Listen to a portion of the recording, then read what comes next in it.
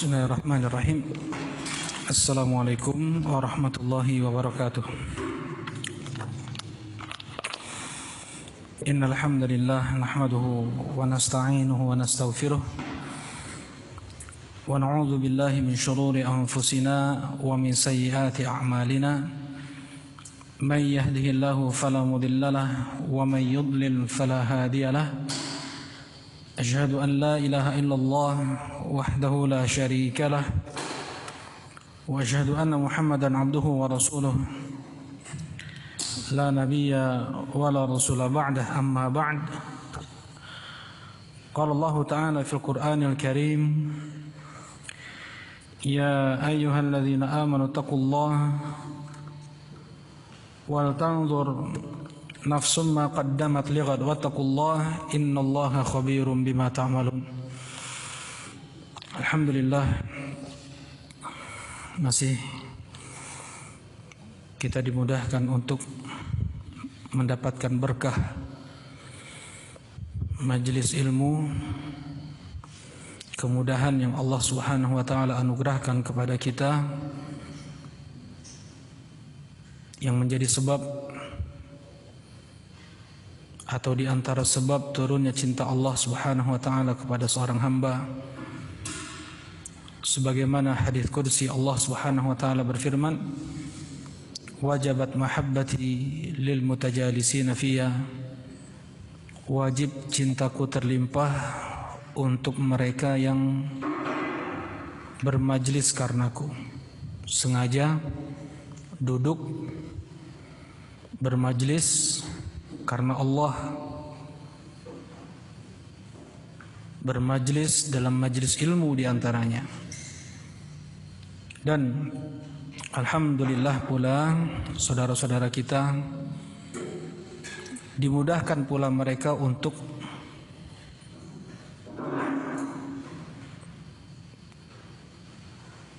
tetap menjalankan perintah Nabi sallallahu alaihi wasallam, talabul ilm faridatun ala kulli muslim.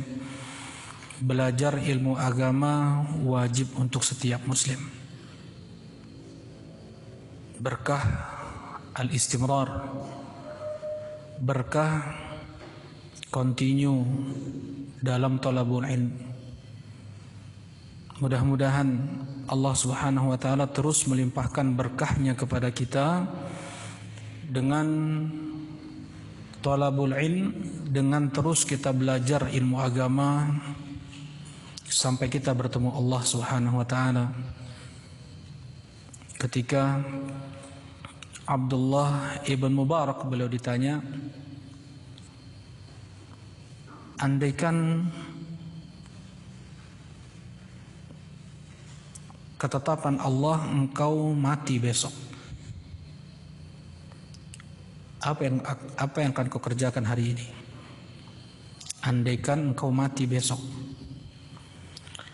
apa yang engkau kerjakan hari ini? Beliau menjawab, Abdullah ibn Mubarak menjawab, nashrul ilm, menyebarkan ilmu. Yang dengan itu seseorang akan terus hidup dengan ilmu yang dia sebarkan. Berulang kali disampaikan bagaimana kita sering sebut nama-nama para ulama, Al-Imam Syafi'i, Al-Imam Ahmad ibn Hanbal, Al-Imam Malik, Al-Imam An-Nawawi, Al-Imam Al-Bukhari, Al-Imam Muslim, seakan-akan kita hidup di lingkungan mereka, bertetanggaan dengan mereka. Saking seringnya kita mendengar dan menyebut nama-nama mereka. Bahkan yang paling seringnya kita sebut adalah baginda besar Sayyiduna wa Habibuna wa Khalilur Rahman Muhammad ibn Abdullah ibn Abdul Muttalib Ibn Hashim Ibn Abdul Manaf alaihi salatu wassalam.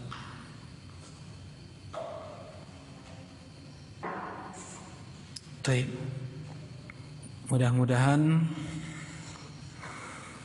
Terus anugerah ini terlimpah kepada kita dimanapun kita, apapun keadaan kita.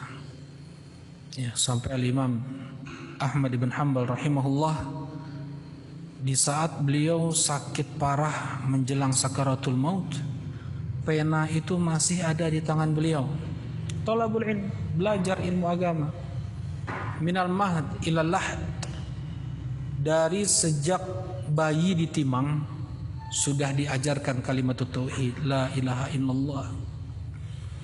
Diajarkan oleh ibunya, oleh ayahnya, ucapan subhanallah, alhamdulillah, Allahu akbar, la haula wala quwata illa billah, sejak dia ditimang ilal lahd, sampai masuk liang lahat.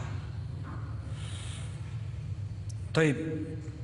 Nuwasil insyaallah, kita akan lanjutkan pembahasan kitab Tarbiyatul Aulad fi Dhaw'il Kitabi wa Sunnah, pendidikan anak menurut cahaya Al-Quran dan Sunnah Nabi Sallallahu Alaihi Wasallam. Pada pertemuan yang lalu kita masuk pada pembahasan bab wujub tarbiyatil abna ala salah, wajibnya mendidik anak di atas kesolehan. Wajib bagi setiap orang tua untuk mendidik anak-anaknya agar soleh, ala salah, kebaikan. Apa definisi soleh? Nah, Hudzaifah. Man adda haqqallah wa haqqa ibadih. Siapa yang menunaikan hak-hak Allah dan hak-hak hambanya, maka dia adalah soleh. Definisi orang soleh itu apa sih? Dia yang menunaikan hak-hak Allah dan hak-hak makhluk. Hak makhluk yang paling utamanya adalah hak Nabi Muhammad sallallahu alaihi wasallam. Apa saja hak-hak Rasulullah sallallahu alaihi wasallam di kesempatan yang lain insyaallah. Huququs sahabah, hak-hak para sahabat Nabi sallallahu alaihi wasallam kita tunaikan. Huququl ulama, hak-hak para ulama. Huququl walidain, hak orang tua. Huquq wulatul umur, hak-hak pemerintah tunaikan. Ya. Huququl jar, hak-hak tetangga, hak istri, hak anak. Nah,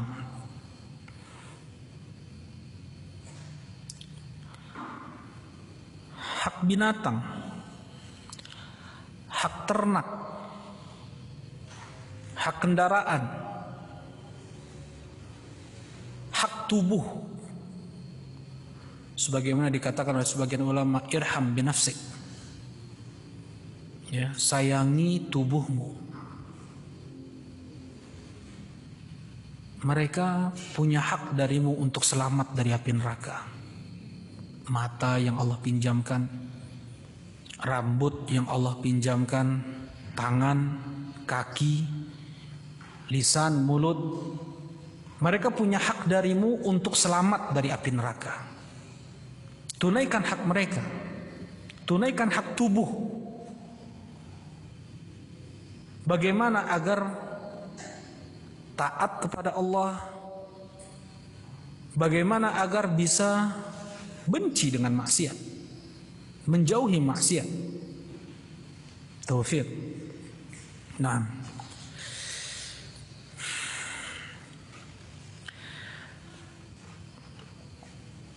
hadis terakhir dalam bab sebelumnya adalah hadis Abdullah ibn Amr, abidus sahabah, sahabat yang paling banyak beribadah kepada Allah Subhanahu wa taala. Abdullah ibn Amr ibn As. Masa remaja, masa kecil beliau enggak digunakan untuk main yang sia-sia, permainan-permainan beliau tinggalkan. Justru di masa remaja beliau sibukkan dengan membaca Al-Quran, menghafal hadis, menulis hadis. Satu-satunya sahabat yang diizinkan oleh Nabi SAW untuk menulis hadis adalah siapa? Abdullah ibn Amr ibn As. Apa nama kitabnya? Apa nama kitabnya? Sampai Abu Hurairah radhiyallahu taala anhu beliau mengatakan tidak ada sahabat Nabi yang lebih banyak hadisnya dariku kecuali Abdullah bin Amr bin As. Itu sebabnya apa? Beliau menulis, aku tidak. Ya. Dan Rasulullah sallallahu alaihi wasallam melarang para sahabat untuk menulis hadis. Man kataba anni ghairal Quran falyamhu, siapa yang menulis dariku selain Al-Quran, hapus. Gak boleh nulis hadis dulu. Kemudian itu mansukh, dihapus hukumnya. Apa nama kitab Abdullah ibn Amr bin As?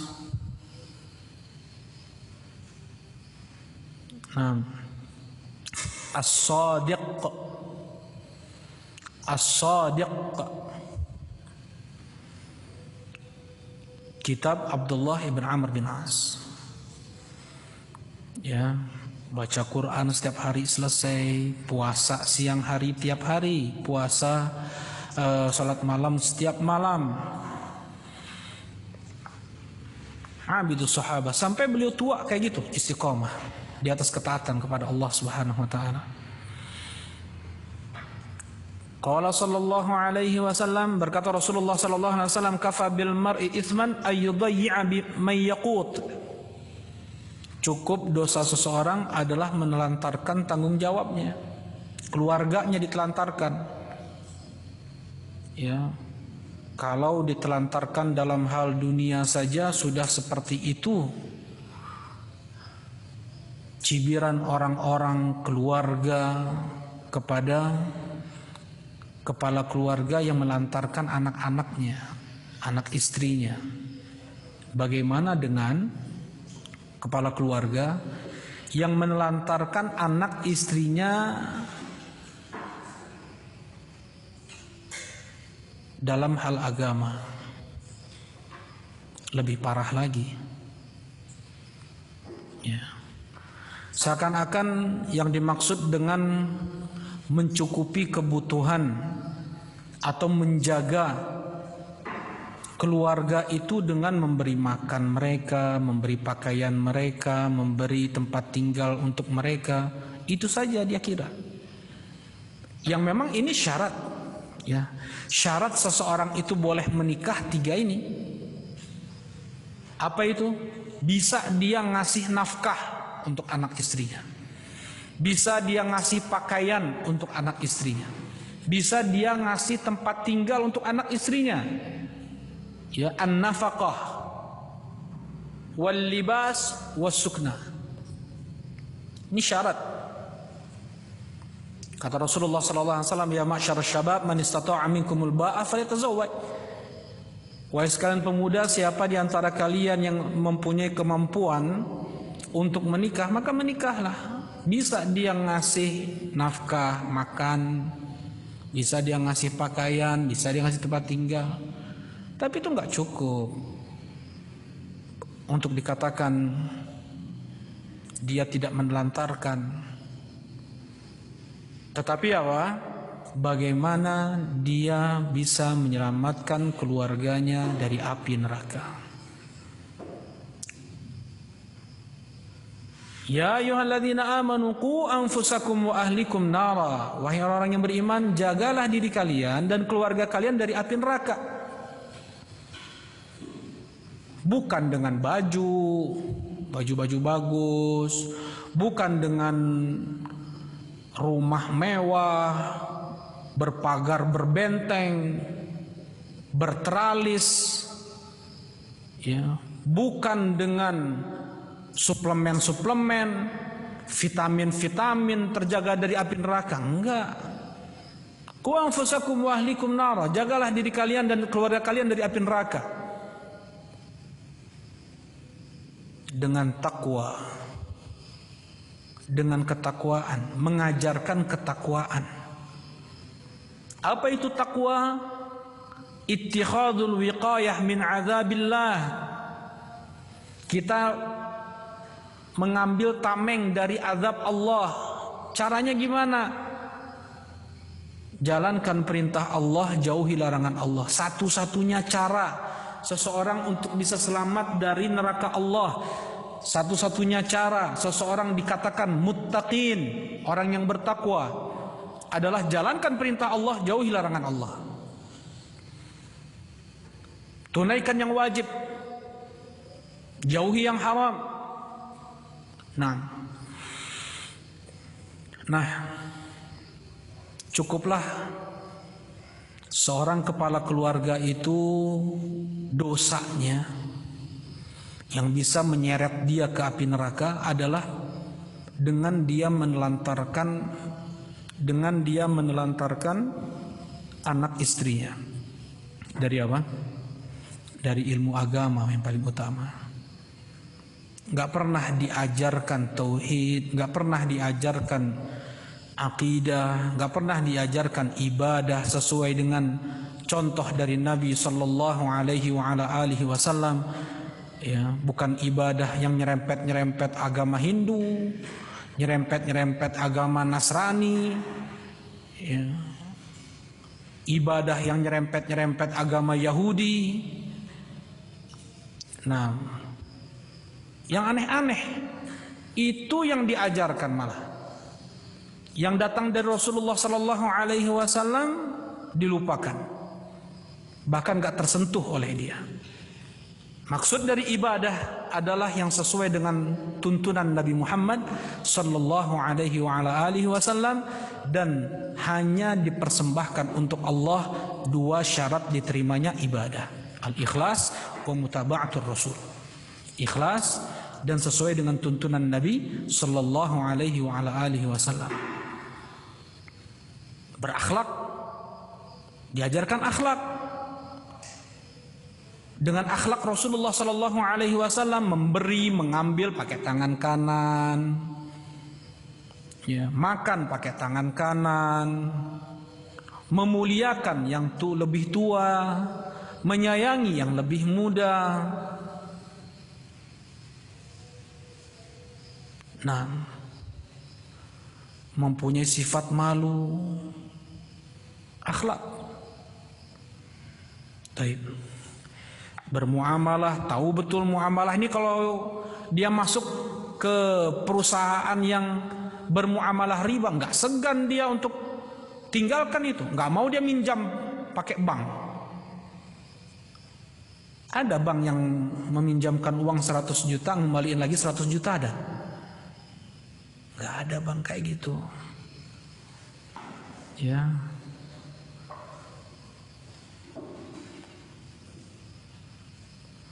Kecuali abang kita dia, ya, abang kita yang baik hati, pinjam 200 juta dikembaliin 200 juta, nggak berlebih nggak berkurang. Abang kita yang kita sayangi. Nah, kalau bank-bank mau bank apalah namanya, ya, pinjam 100 juta dikembaliin 110 juta, ada yang 112 juta. Itu riba. Tahu dia muamalah.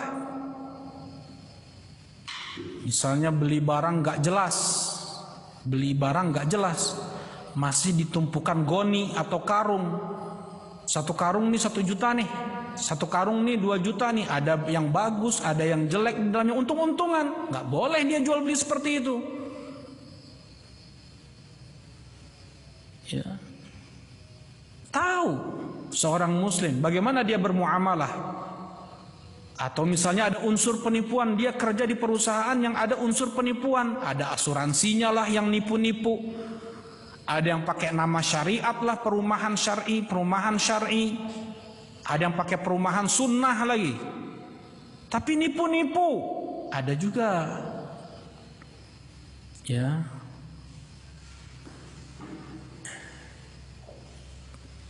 Baik. Seorang kepala keluarga, dia menjelaskan, dia mengajarkan, nggak tahu dia baru ngaji juga dia. Sama-sama ngaji dengan anaknya, belajar tauhid, akidah, ibadah, muamalah dan akhlak. Baik. Nah ini pada pertemuan yang lalu, insya Allah kita masuk bab yang baru, itu apa? Al-hidayah naw'an. Qala Syekh Abdul Salam Ibn Abdullah As-Sulaiman hafizahullah ta'ala, al-hidayah naw'an. Hidayah itu dua macam. Hidayah itu dua macam. Anugerah terbesar Allah di dunia ini adalah hidayah. Mau dia mengucapkan dua kalimat syahadat dengan lapang, dengan ikhlas, dengan ilmu, dengan kejujuran, dengan penuh cinta, dengan ketundukan, dengan nerimo segala konsekuensinya,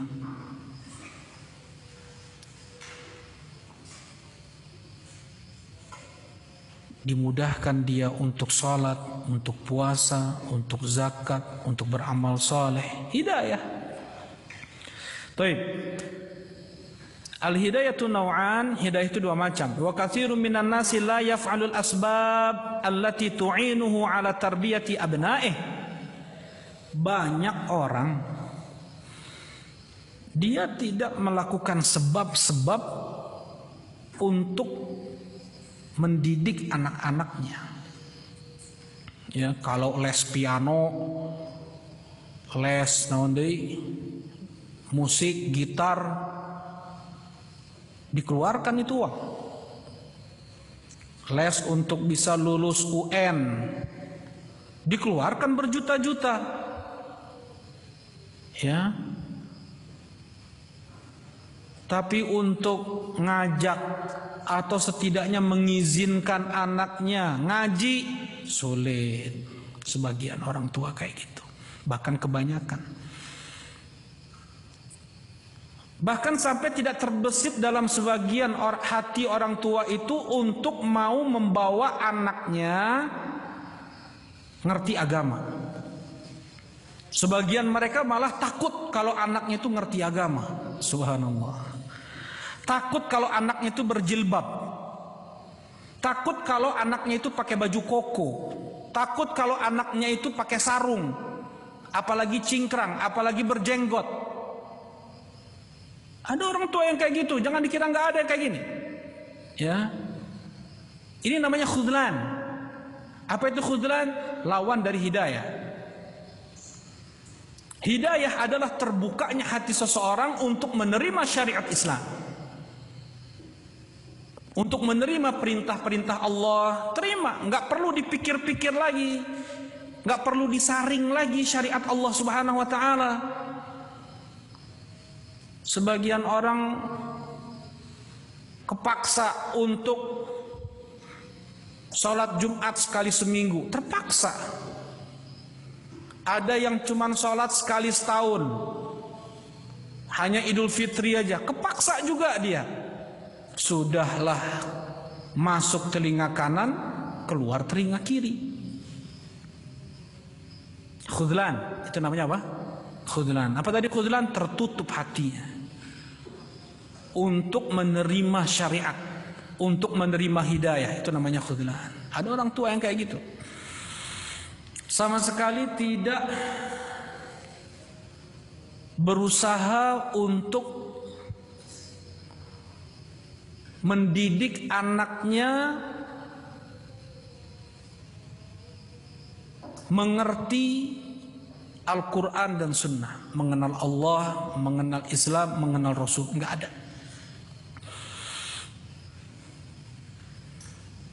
Tidak pernah terbetik dalam hatinya untuk menyekolahkan anaknya di pesantren atau tahfidzul Quran atau madrasah-madrasah sunnah syar'i. Nggak pernah. Tadi yang sampaikan ya, ada yang ngeri, ada yang takut, ada yang takut anaknya beragama. Nah, wala yabdhulil asbab allati yansha'al ibn bisababihi 'ala taqwa wa hubbil khair 'ala taqwa wa hubbil khair.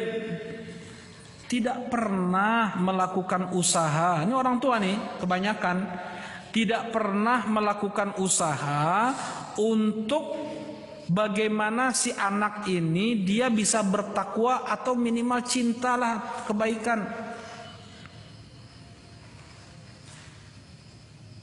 Mencintai ulama, mencintai lantunan Al-Quran, mencintai hadis-hadis Nabi, ya, mencintai lambang-lambang Islam, syiar-syiar Islam, azan lah minimal. Ini dengar azan aja kepanasan dia. Atau mungkin ada jin kali ya, jin kafir hinggap ke dia tuh. Dengar azan kepanasan, nggak suka dia dengan syiar-syiar Islam. Nah, orang tua ada yang nggak pernah melakukan usaha seperti itu untuk anaknya, agar anaknya menjadi orang yang bertakwa, agar anaknya mencintai kebaikan. Fayaqa ibnahu fil ma'siyati bisababi idza'in nas, sehingga si anak dia jatuh pada maksiat sebabnya apa? Pengaruh dari teman-teman jeleknya, pengaruh dari lingkungannya, ya. Yang mungkar, yang maksiat sudah dia lihat itulah yang baik memang. Malah katanya yang namanya berjilbab itu mengurangi hak-hak asasi manusia. Ya. Naondinya jilbab membatasi hak-hak asasi manusia. Jadi mudah si anak jatuh pada maksiat karena dia memang nggak tahu mana yang hak, mana yang batil. Kepengaruh dengan lingkungan. Kata Rasulullah SAW apa? Kullu mauludin yuladu alal fitrah. Setiap yang terlahirkan dalam keadaan fitrah, bersih, murni, jernih hatinya, dalam keadaan muslim.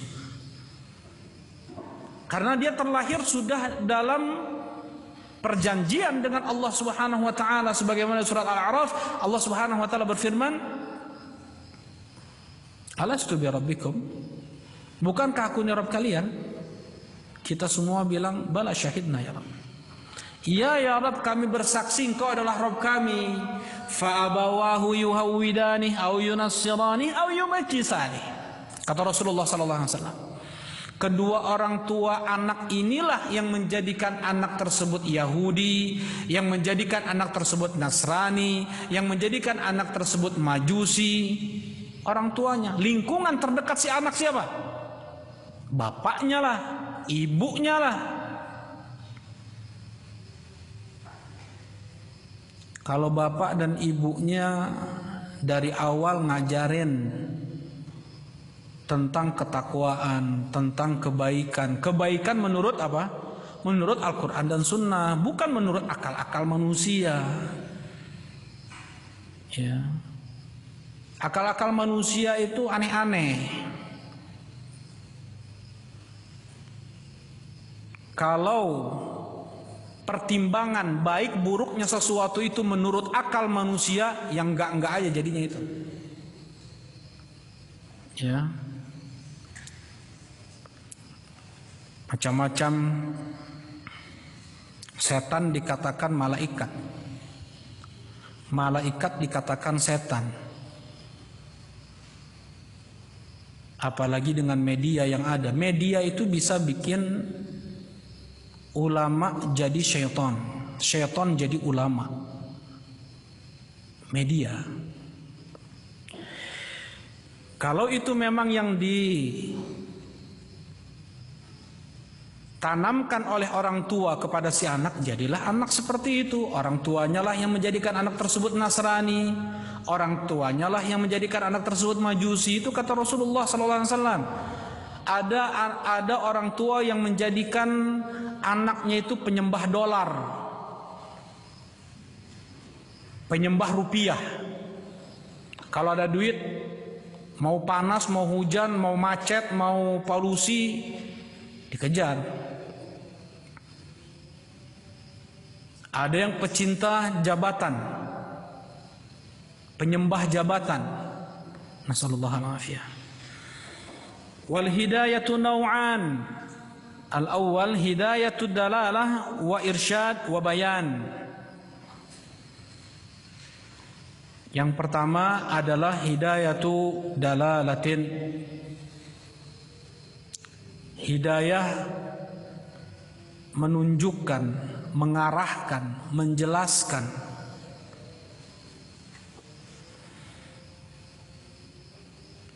Ini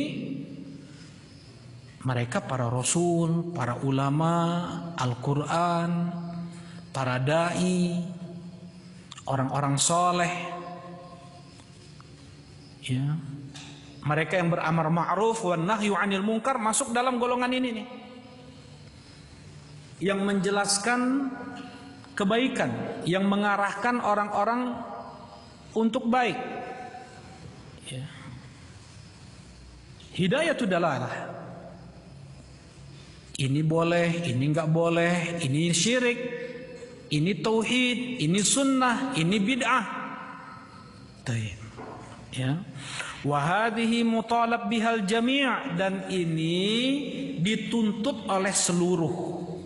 Ini dituntut untuk seluruh jenis. Jenis apa ya? Jenis manusia dan jin. Mau apapun warna kulit, mau apapun bahasa, mau dimanapun dia tinggal, ras apapun, sama dalam Islam. Yang paling mulia, inna akramakum indallahi atqakum. Yang paling mulia di sisi Allah adalah yang paling bertakwa di antara kalian. Mutalab, dituntut untuk seluruh jin dan manusia untuk memperoleh hidayah ini, hidayah dalalah wa irsyad wa bayan.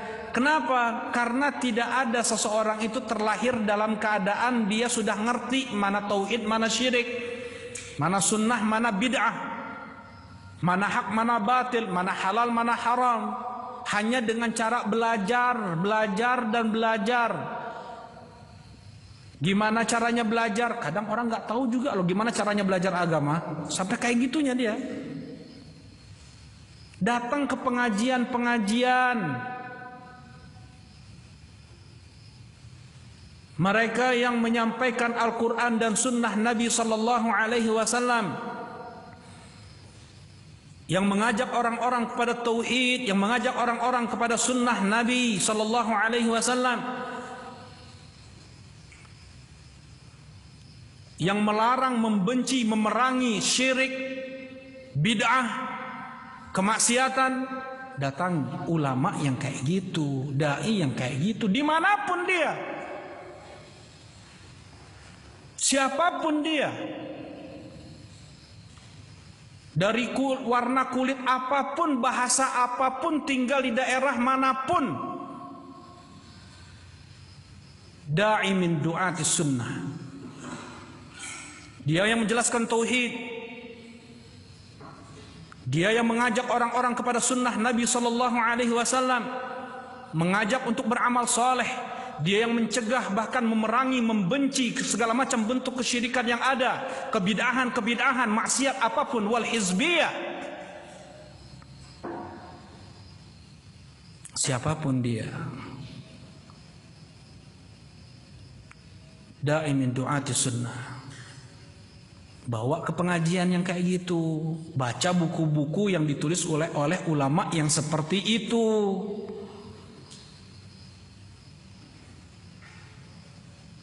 Nah, Sebagian ngasal dalam membeli kitab, dalam beli buku tentang agama. Sebagian ngasal juga datang ke majelis-majelis pengajian. Pulang dari pengajian fulan kafir jadinya lagi. Ada yang kayak gitu juga. Ya. Khawarij.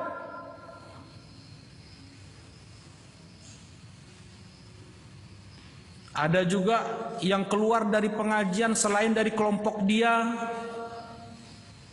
kafir, selain dari kelompok dia sesat, selain dari ustadz dia sesat. Ada juga yang kayak gitu.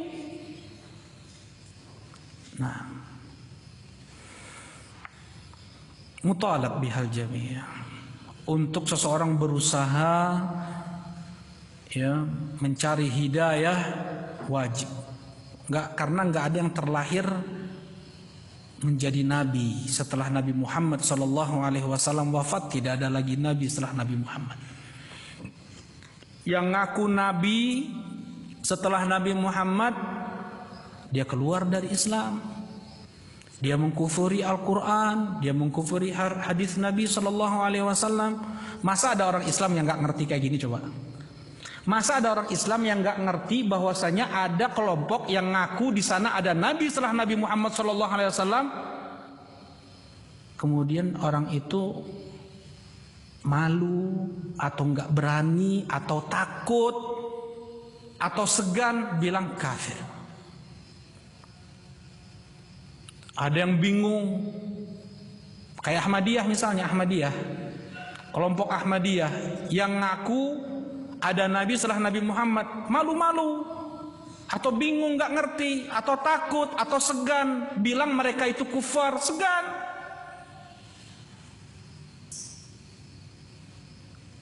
Ya. Dari TK sudah diajarin hendaknya anak-anak muslim itu bahwasanya Nabi Muhammad adalah nabi terakhir. Maka Muhammadun aba ahadim min rijalikum walakin Rasulullah wa khataman nabiyyin. Surat Al-Ahzab. Nabi terakhir. La nabiyya ba'di, tidak ada nabi setelahku, kata Rasulullah SAW. Kemudian masih ragu, masih bingung. Ya, masih bingung. Orang yang bilang ada nabi setelah Nabi Muhammad, di mana turunnya? Di Dieng. Jualan naon? Mendoan. Nasallallahu al-afiyah minal khudlan.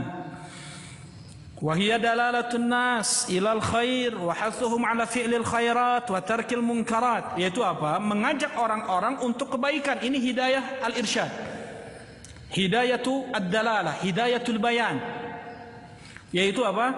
Mengajak orang-orang untuk berbuat kebaikan. Wa hathuhum ala fi'lil khairat.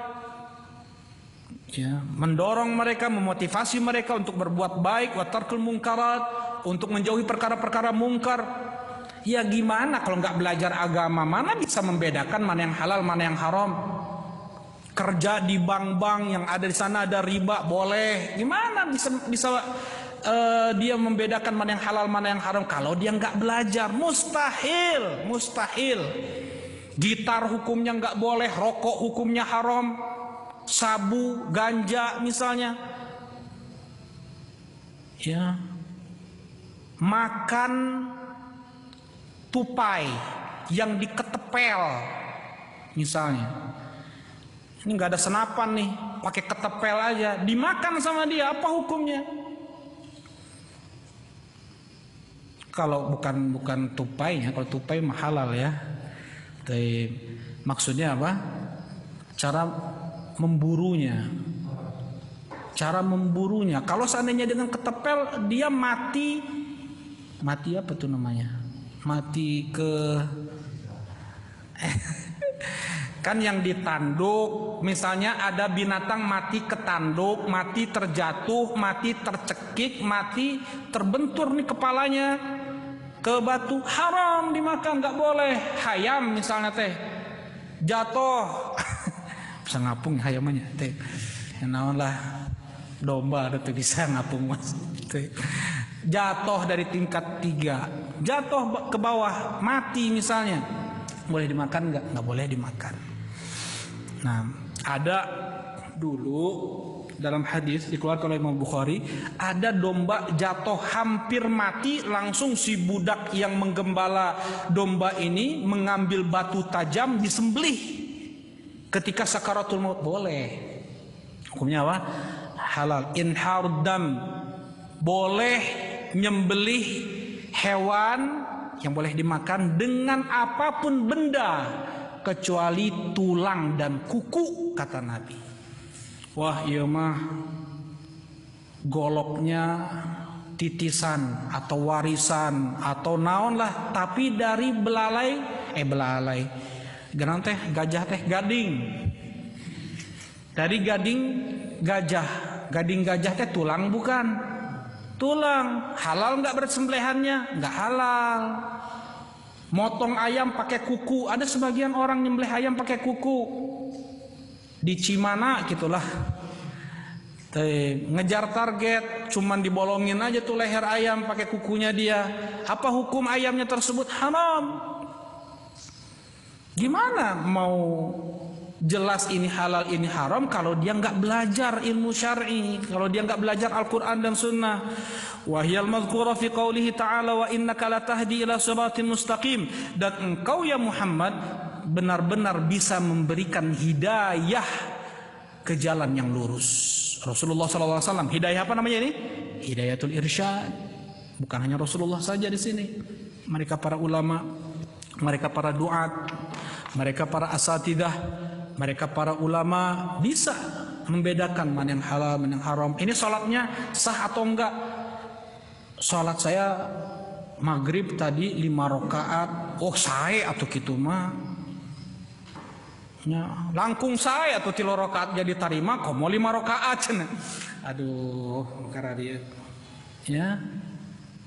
Ulama bisa membedakan ini sholat maghrib masa 5 rakaat jelas tidak sah. Walaupun niatan antum itu baik, ingin nambah pahala dengan setiap rakaat yang ditambahkan, tapi antum sudah lancang kepada Rasulullah.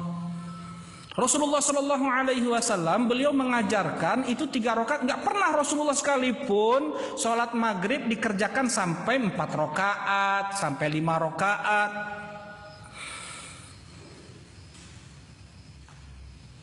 Nah, ya, jadi ulama bisa mereka menghukumi sah atau tidaknya satu ibadah dengan ilmu yang ada pada mereka. Jadi harus belajar, ya, harus belajar. Ini harus ditempuh oleh semuanya. Karena itu Rasulullah bilang, "Talabul ilm fardhatun 'ala kulli muslim." Belajar ilmu agama itu wajib untuk setiap muslim. Nggak dilihat mau dia pejabat, mau dia presiden, mau dia raja, mau dia komandan, mau dia panglima, mau dia pengusaha, mau dia ulama, ya keturunan ulama, keturunan kiai. Tetap harus belajar. Mau dia tinggal di kota, mau dia tinggal di gunung, di hutan sekalipun. Mau dia laki-laki atau perempuan, tua atau muda, wajib hukumnya belajar. Yang kedua adalah hidayatul taufiq wal ilham wal qabul. Yang kedua ini hidayah taufiq. Taufiq adalah hidayah yang Allah berikan kepada seorang hamba, dibukakan hatinya, ilham, dimudahkan hati, dibuka hatinya oleh Allah Subhanahu wa taala. Qabul, nerima aja. Ya. Kata Rasulullah sallallahu alaihi wasallam, "U'ful liha." Kata Rasulullah sallallahu alaihi wasallam, "U'ful liha." Biarin jenggot itu memanjang, tong dikukumaha, tong dirapihkan, ya. Jangan dipotong-potong, komo dikurut, siga awewe, ya. Minal mutasyabbihin bin nisa, termasuk dari seseorang menyerupai wanita adalah dengan mengkurut jenggot. Mengkurut, tahu dimengkurut? Mencukur jenggot. Ya, Rasulullah SAW ketika dia dengar hadis seperti itu, sami'na wa ta'na, qabul, dia terbuka hatinya. Siapapun yang nyuruh potong nggak bisa. Kenapa? Karena Allah dan Rasulnya lebih saya cintai daripada Anda, wahai komandan saya, Anda, wahai bos saya, Anda, wahai saha, weh. Wa hadhihi la yamlikuha illallah, dan ini tidak ada yang memiliki hidayah ini kecuali hanya Allah. Allah yang ngasih, mutlak Allah yang ngasih. Ya. Fa innahu subhanahu yahdi man yasha bi rahmatih. Allah Subhanahu wa taala memberi hidayah kepada siapa yang Allah kehendaki dengan rahmatnya. Allah yang milih. Hak Allah Subhanahu wa taala. Qala ta'ala innaka la tahdi man ahbabta walakinallaha yahdi man yasha. Engkau ya Muhammad tidak bisa memberi hidayah kepada siapa yang kau cintai, tetapi Allah Subhanahu wa taala memberi hidayah kepada siapa yang Allah kehendaki. Nabi Muhammad berdoa-doa kepada Allah untuk dibukakan hati Abu Talib agar mengucapkan la ilaha illallah untuk menerima Islam. Enggak, Allah kasih. Karena hidayah taufik bukan di tangan Rasulullah, di tangan Allah Subhanahu wa taala. Nabi Ibrahim sudah dengan kata-kata santun beliau mengajak ayah beliau untuk masuk Islam, enggak mau. Ya abati lima ta'budu ma la yasma'u wa la yubsiru wa la yughni 'anka syai'a. Ya abati inni qad ja'ani minal 'ilm ma lam ya'tik fattabi'ni ahdika siratan sawiyya. Ya abati la ta'budi syaitan inna syaitana kana lirrahmani 'asiyya. Ya abati inni akhaf ayyamassaka ka'adzabu minar rahman fatakuna lisyaitani waliya. Enggak juga mau. La ilam tantahi ya Ibrahim la arjumannak. Diam Ibrahim. Kalau enggak diam, kalau enggak berhenti juga ngajak kayak gini, aku lempar. Coba Nabi Ibrahim saja mau dilempar sama bapaknya, ngajak kebaikan kayak gitu bapaknya. Azar. Nah, bapaknya Azar. Ya. Innaka latahdi man ahbabta. Nabi Nuh ngajak anak istrinya. Masa dakwah Nabi Nuh 950 tahun. 1000 kurang 50 tahun masa dakwah. Anaknya enggak mau ikut, istrinya enggak mau ikut. Hidayah di tangan Allah Subhanahu wa taala. Ya, Nabi Nuh, Nabi Lut, di mana istrinya enggak mau ikut dakwah sang suami. Nabi padahal. Wa qala ta'ala in 'alaika illal balagh. Kata Allah Subhanahu wa taala di surat Asy-Syura ayat 48, tidak ada kewajiban atasmu ya Muhammad kecuali hanya menyampaikan. Sampaikan aja, ini yang hak, ini yang batil, ini halal, ini haram, ini syirik, ini tauhid. Sampaikan aja, tugasmu hanya itu. Untuk permasalahan orang kafir ini jadi muslim, orang yang jahat dia jadi soleh, itu urusan Allah lagi. Tugas kita hanya menyampaikan. Jadi jangan jangan putus asa, jangan kecil hati, jangan sampai stres kalau dakwah dia nggak diterima, walaupun itu ke kerabat sendiri. Wa qala jalla sya'nuhu laisa 'alaika hudahum walakinallaha yahdi man yasha. Al-Baqarah ayat 272. Ini wajib dihafal ini. Wajib dihafal. Ya, 3 ayat wajib dihafal. Tadi surat Al-Qasas innaka la tahdi man ahbabta walakinallaha yahdi man yasha. Ayat yang kedua di surat Asy-Syura ayat 48. Inna 'alaika illal balagh. Kemudian di surat Al-Baqarah ayat 272. Apa kata Allah? Laisa 'alaika hudahum. Ya Muhammad, tidak ada kewajiban atasmu untuk terbukanya hidayah pada mereka. Enggak ada. Allah yang membuka hidayah itu. Kewajibanmu hanya menyampaikan. Walakinallaha yahdi man yasha. Tetapi Allah yang memberi hidayah kepada siapa yang Allah mau. Ya, laisa 'alaika hudahum. Tidak ada kewajiban atasmu turunnya hidayah kepada mereka, enggak ada kewajiban. Ya, gimana pamannya harus jadi muslim? Enggak ada. Ya, enggak ada kewajiban. Kewajiban Rasulullah hanya menyampaikan. Ya am, qul la ilaha illallah kalimatan uhajulaka biha indallah. Wahai paman, ucapkan la ilaha illallah, satu kalimat satu ini aja engkau ucapkan, nanti aku akan bersaksi di hadapan Allah. Ya, enggak mau. Enggak mau. Tuh. Laisa 'alaika hudahum. Ingat, ini pegangan kita ya, biar nanti Kalau menyampaikan sesuatu nggak diterima ya sudah, terus ingatkan, terus nasihati. Ya kalau misalnya belum nerima ya sudah, jangan putus asa, jangan kecil hati, terus. Kewajiban kita hanya apa? Menyampaikan. Kalau untuk menyampaikan nggak ada batas sabar, sudah habis sabar saya, nggak ada kayak gitu. Ya, yang harus kita ingat adalah laisa 'alaika hudahum. Ya, ini untuk meringankan beban kita. Ya, baik. Alhamdulillah.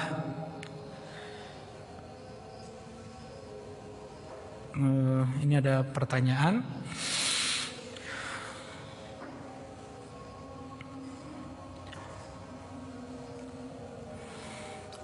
Apa hal-hal pokok yang harus ditanamkan pada anak pada usia 0 sampai 3 tahun? Apa boleh setiap hari diperdengarkan lagu-lagu anak, semisal naik-naik ke puncak gunung, pelangi dan lain-lain, dengan alasan agar bisa sambil belajar berbicara? Ya. Baik. Yang ditanamkan kepada anak-anak dari 0 sampai 3 tahun adalah lantunan Al-Quran, adalah al-azkar, zikir yang paling utama, la ilaha illallah, sering diperdengarkan. Ya, Al-Quran sering diperdengarkan, sering dibacakan. Nah, apa boleh diperdengarkan lagu-lagu anak? Dijauhi, jangan sampai mereka mendengar, ya, jangan sampai mereka tahu nih yang kayak gini. Banyak cara untuk dia bisa berbicara, banyak cara untuk dia bisa berhitung, untuk bisa dia menulis, nggak harus pakai perkara yang maksiat. Ya, wa minan nasi may yashtari lahwal hadits, kata Allah di surat Luqman.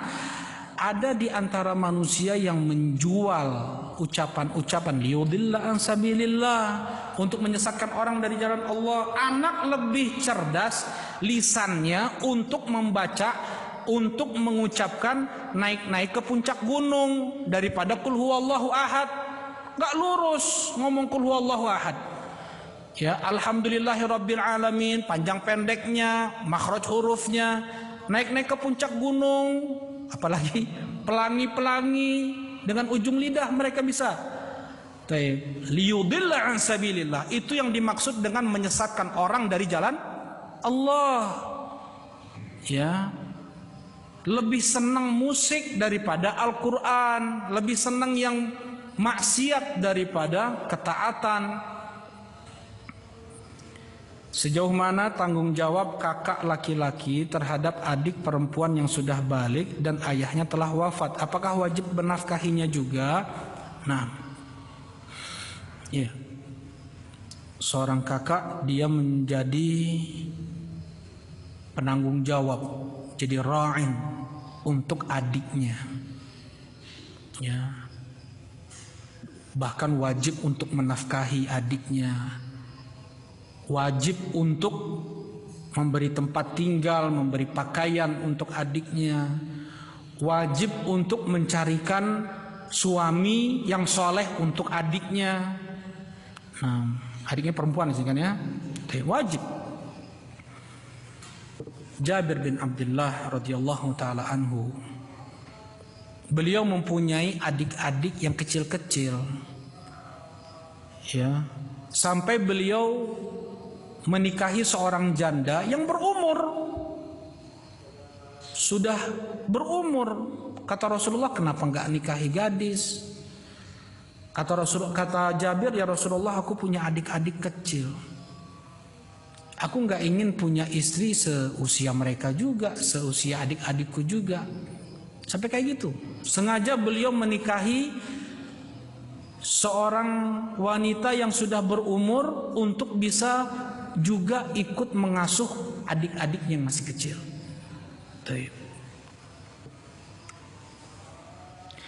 Dari sisi memilihkan calon suami, apakah harus berperan sebagaimana seorang ayah? Iya, wajib. carikan yang soleh. Nanti insya Allah akan kita bahas ya, nanti ada pembahasannya. Wajib untuk mencarikan calon suami yang tahu agama, yang ngerti agama, yang berakhlak, Taib.